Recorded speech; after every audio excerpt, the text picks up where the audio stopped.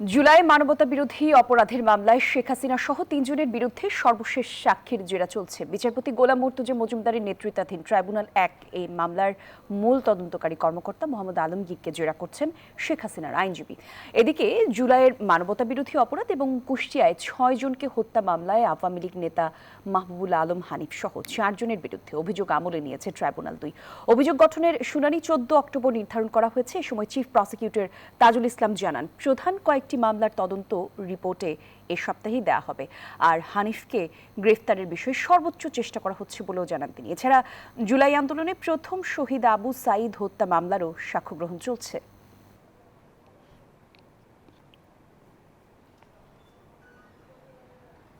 আওয়ামী লীগের প্রভাবশালী নেতা এবং তাদের যুগ্ম মহাসচিব মাহবুবুল আলম হানিফ সহ কুষ্টিয়ার আরও ৩ জন নেতার বিরুদ্ধে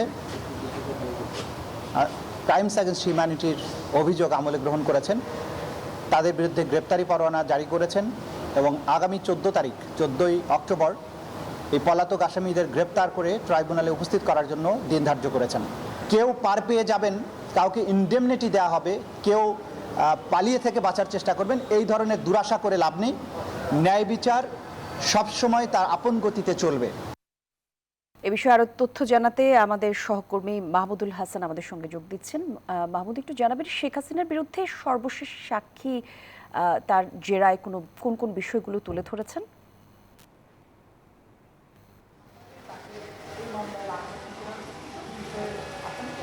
কলি, আপনাকে ধন্যবাদ জানাচ্ছি।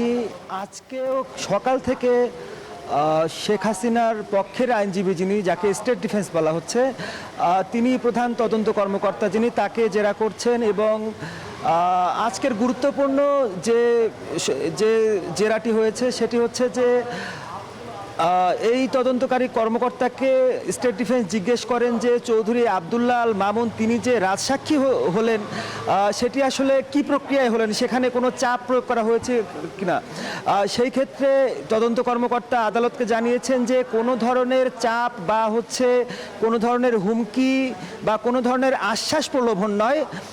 চৌধুরী আবদুল্লাহ আল মামুন তিনি স্বেচ্ছায় এই মামলায় আদালতকে সহায়তা করার জন্য এবং এই জুলাই আন্দোলনের যে নেপথ্যের যারা হত্যাকারী এবং যারা মাস্টার মাইন্ড তাদেরকে তাদের মুখোশ উন্মোচন করার জন্যই এই রাজসাক্ষী হতে রাজি হয়েছেন। অর্থাৎ সেই ক্ষেত্রে কোনো চাপের বিষয়টি নেই।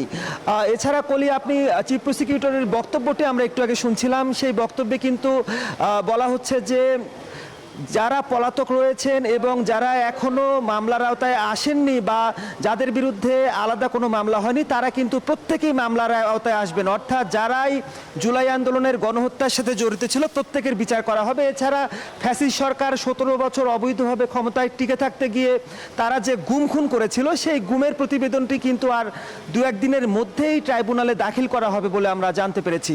তো কলি, এই ছিল মোটামুটি সর্বশেষ। শেখ হাসিনার মামলাটিরও জেরা চলছে এবং আবু সাঈদ হত্যা মামলার যে জেরা সেটিও কিন্তু চলছে। সেই জেরা শেষ হলে আপনার মাধ্যমে দর্শকদের আরো তথ্য আমরা জানাবো। ধন্যবাদ আপনাকে মাহমুদ।